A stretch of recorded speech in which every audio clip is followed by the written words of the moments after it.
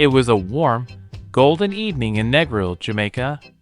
Troy, a tall, charismatic African-American man from Atlanta, had just arrived for a vacation, seeking an escape from the bustle of city life. As he strolled along 7 Mile Beach, the rhythmic sound of reggae music floated through the air, blending with the waves. Suddenly, he noticed a woman dancing alone near the shoreline, her movements graceful and free, her smile radiant. Her name was Karen, a vibrant Jamaican woman with eyes that sparkled like the Caribbean Sea. She was known locally for her love of dance and her deep connection to her roots. Their eyes met, and Troy felt an instant pull.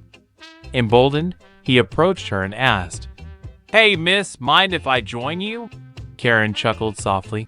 "Sure, but you better keep up with the rhythm." They danced together under the sunset, reggae melodies echoing around them. Conversation flowed effortlessly. Karen told Troy about her island, her love for music, and the stories of her ancestors.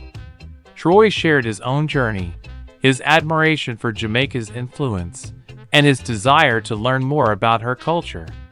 Over the next few days, they explored the island, climbing waterfalls in Ocho Rios, tasting jerk chicken in Kingston, and lounging on silent beaches.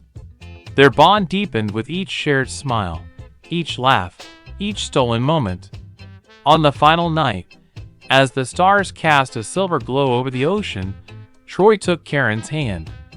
"Jamaica has captured my heart, but it's you who truly made it feel like home," he whispered.